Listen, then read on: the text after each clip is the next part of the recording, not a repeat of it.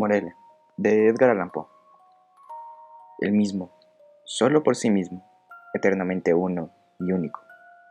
Platón, el banquete. Un sentimiento intenso pero singularísimo afecto me inspiraba a mi amiga Morel. Pude conocerla casualmente hace mucho tiempo, y desde nuestro primer encuentro mi alma se encendió con fuego hasta entonces desconocido. Mas el fuego no era de Eros, y amarga y torturadora para mi alma fue la seguridad gradual de que en ninguna forma podía definir mi carácter increíble o regular su vaga intensidad. Pero nos conocimos y el destino nos unió ante el altar, y jamás hablé de pasión, ni pensé en el amor. No obstante, ella huyó en la sociedad y, apegándose tan solo a mí, me hizo dichoso. Es una felicidad maravillarse, es una felicidad soñar.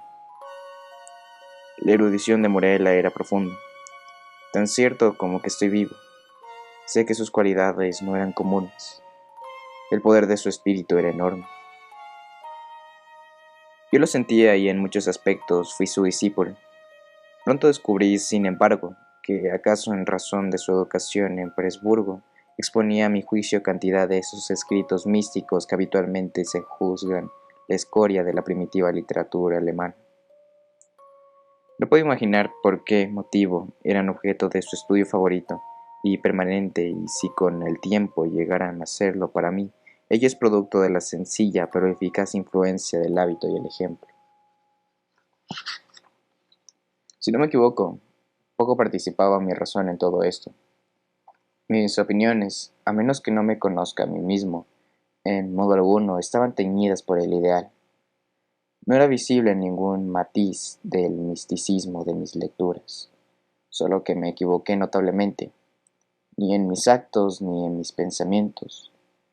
Seguro de ello, me abandoné sin cuidado a la dirección de mi esposa y con ánimo resuelto penetro en el laberinto de sus estudios.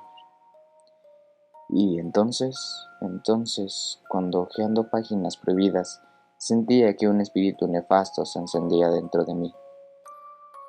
Morel apoyaba su mano fría sobre la mía y extraía de las cenizas de una filosofía yerta algunas palabras hondas, singulares, cuyo misterioso sentido se fijaba en mi mente. Y entonces, hora tras hora, me demoraba junto a ella, sumido en la música de su voz, hasta que por fin su melodía se aficionaba de terror, y una sombra caía sobre mi espíritu, y yo palidecía y temblaba íntimamente ante aquellas entonaciones sobrenaturales.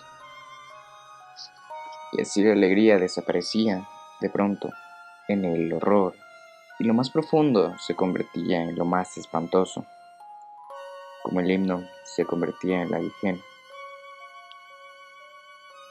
No necesito explicar el carácter exacto de aquellas disquisiciones, que, nacidas de los volúmenes que he nombrado, constituyeron durante tanto tiempo prácticamente el tema exclusivo de conversación entre Morella y yo.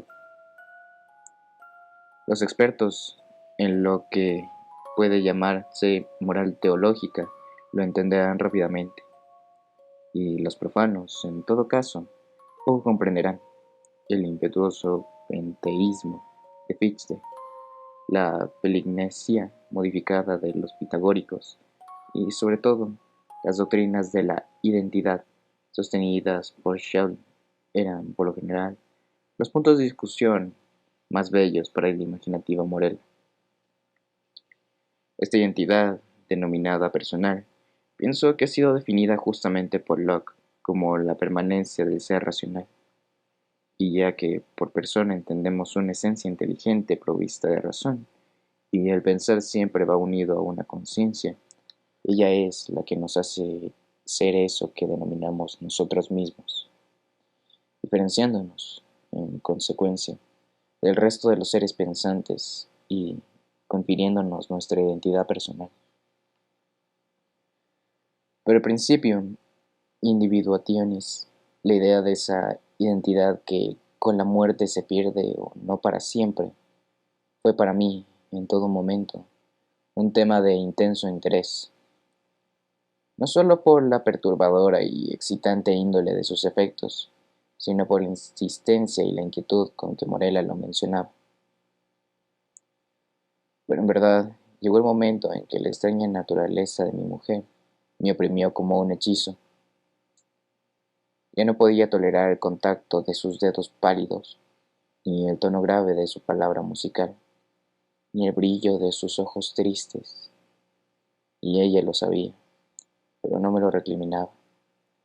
Parecía consciente de mi debilidad o de mi extravío, y sonriendo le daba el nombre de destino.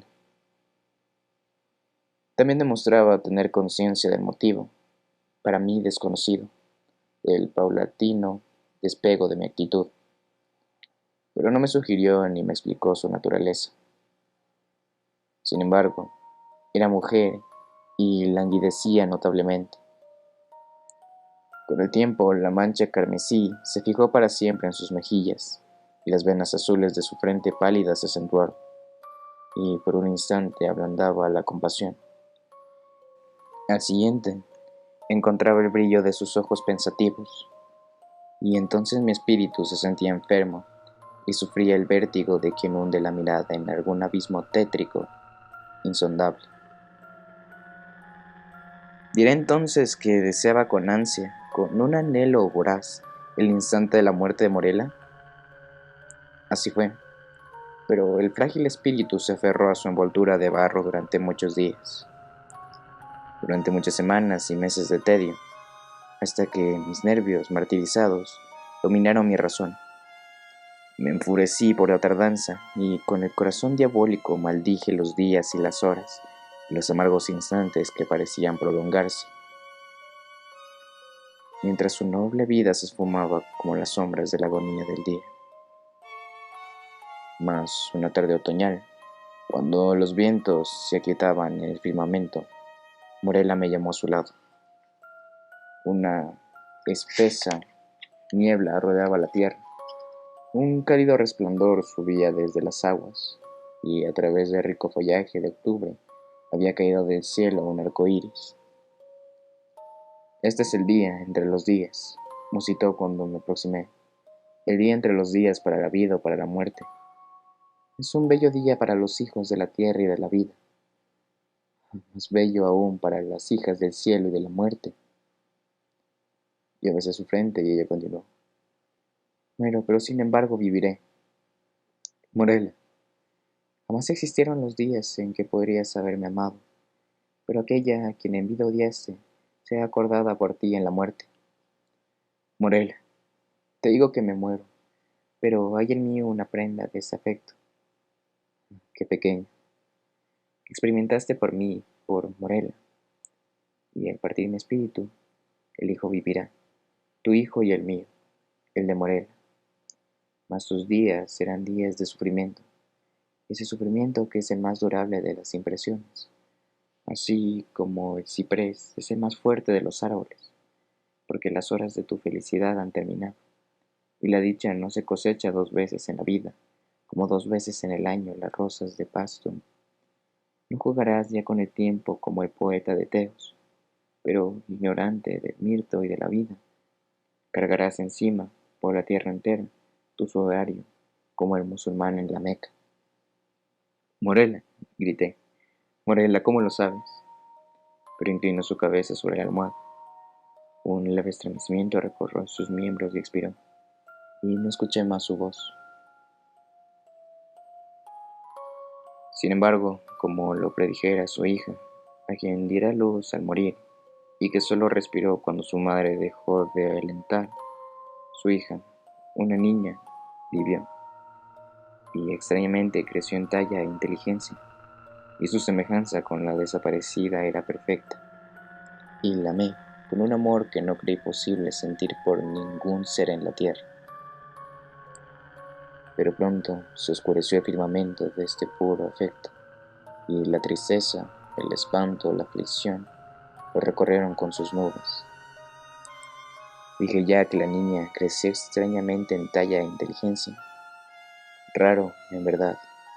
Era el precoz desarrollo de su cuerpo, pero terribles, terribles eran los vertiginosos pensamientos que se agolpaban en mí al observar la maduración de su inteligencia. ¿Cómo no sería así si día a día descubría en los pensamientos de la niña la fuerza del adulto y las aptitudes de la mujer? Si los productos de la experiencia se deslizaban de los labios de la infancia, si yo hallaba a cada paso la sabiduría o las pasiones de la madurez brillando en sus ojos profundos y pensativos, cuando esto llegó a ser evidencia para mis espantados sentidos, porque ya no puedo ocultarlo a mi espíritu ni apartarlo de estas ideas que lo estremecían. Es extraño que sospechas terribles y perturbadoras se insinuaran en mi alma, o que mis pensamientos recayeran con espanto en las insensatas palabras y en la sobrecogedora teoría de la difunta Morela. Oculté la curiosidad del mundo, una criatura cuyo destino me hacía adorarla, y en la severa soledad de mi hogar vigilé con mortal inquietud todo lo concerniente al ser amado. A medida que transcurrían los años y yo contemplaba día tras día su rostro puro, delicado, elocuente, y observaba la maduración de sus formas día tras día, iba descubriendo nuevas semejanzas entre la niña y su madre, la melancólica o muerta. Y por momentos se acrecentaban esas sombras de parecido, y su aspecto era más total, más definido, más perturbador y más espantable. Que su sonrisa fuera como la de su madre, eso podía tolerarlo, pero entonces temblaba ante la identidad excesivamente perfecta. Que sus ojos fueran iguales a los de Morel, eso podía soportarlo, pero es que también, con alta frecuencia, se sumía en las honduras de mi alma con la intención intensa, perturbadora, de los de Morel, y en el perfil de la frente lavada, y en los rizos del suave cabello, y en los pálidos dedos que se hundían en él, en su voz triste, musical y sobre todo, en las expresiones de la muerte en labios del amado, de la vida, que lleva alimento para una idea voraz y terrible, para un gusano que se resistía a morir. Así pasaron 10 años de su vida, y mi hija todavía seguía sin nombre. Hija mía y querida, eran los apelativos habituales sugeridos de un afecto paternal, y el severo aparentamiento de su vida imposibilitaba toda otra relación. El nombre de Morela había muerto junto con ella. De la madre nunca había hablado de la hija, y me era imposible hablar. En realidad, durante el breve periodo de su vida, esta última no había estado en contacto con el mundo exterior, salvo en lo que hacía los estrechos límites de su retiro. Pero, por fin la ceremonia del bautismo se presentó a mi alma en su estado de inquietud y nerviosidad, como una afortunada liberación del temor de mi destino. Y ante la pila bautismal, pude al elegir el nombre de antiguos y modernos tiempos, de mi tierra y de tierras lejanas, acudieron a mis labios. Muchos, muchos epítetos de la dicha, la gracia, la bondad, que me llevó entonces a remover el recuerdo de la muerte. Qué impulso diabólico me incitó a musitar aquel sonido, cuyo solo recuerdo solía hacer afluir ríos de sangre púrpura en las sienes al corazón. Qué espíritu maléfico habló desde lo más profundo de mi alma cuando en aquella bóveda oscura, en la noche silenciosa, musiteo al oído del santo varón el nombre de Morela. ¿Quién, sin un espíritu infernal, contrajo las facciones de mi hija cubriéndolas con el matiz de la muerte, cuando, atemorizadas por esas palabras apenas perceptibles, llevó a sus ojos límpidos el firmamento y postrándose en las losas negras de nuestra cripta familiar, contestó: aquí estoy. Precisas, fríamente, serenamente precisas, cayeron estas sencillas palabras en mi oído, y de allí, cual plomo derretido, se precipitaba silbando en mi cerebro. Los años, los años podrán pasar, pero el recuerdo de aquel instante nunca.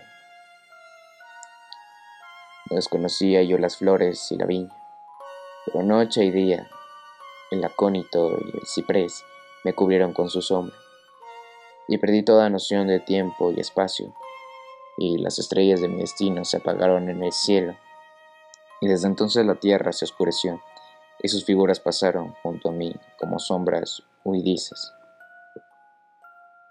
y entre ellas solo veía una, Morela.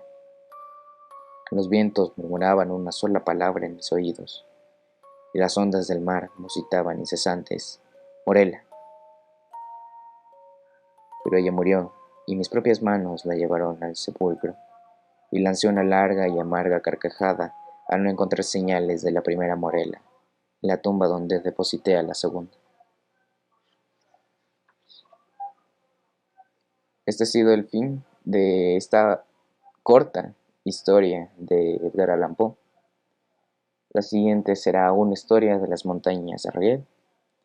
Espero que les haya gustado esta pequeña historia y nos vemos en la siguiente ocasión.